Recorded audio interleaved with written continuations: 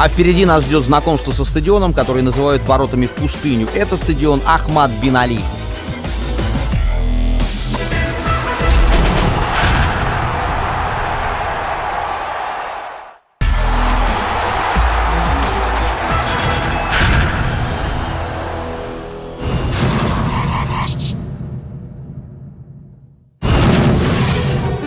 Стадион Ахмад бин Али назван так в честь катарского эмира, правившего с 1960 по 1972 год.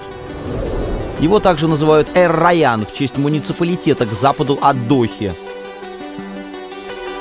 На этом месте уже был старый стадион, построенный в 2003 году. Его снесли в 2015, чтобы на его месте появилась новая арена, специально к чемпионату мира. При этом 90% стройматериалов со старого стадиона использовали при строительстве нового. У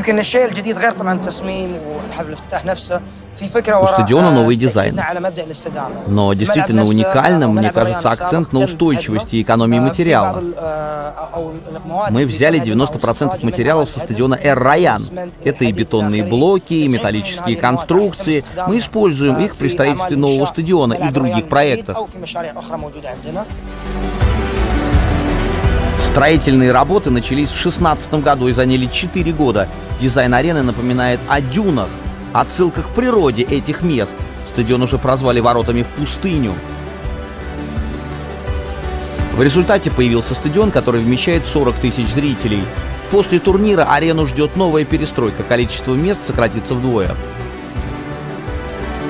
Стадион открыли во время финала Кубка Эмира в 2020 году. Первый мяч на новой арене забил нападающий сборной Алжира Багдад Бунеджа. На стадионе уже проходили и матчи сборных, а именно межконтинентальные стыковые игры летом 2022 года. В них определялись последние участники чемпионата мира. В стыковых матчах победили сборные Коста-Рики и Австралии. Австралийцы не забудут потрясающую серию пенальти. Стадион Ахмад бин Али навсегда останется в их футбольной истории.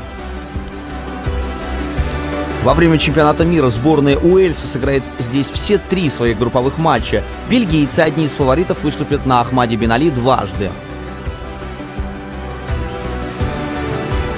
В плей-офф эта арена примет один матч, где победитель группы С сыграет со второй командой группы Д. Это может быть матч Аргентина-Дания.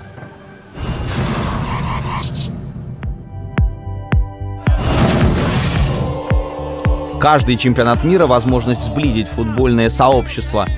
На Катар 2022 ложится особая миссия. Это первый чемпионат мира после пандемии коронавируса с волнами, которые разные страны продолжают бороться.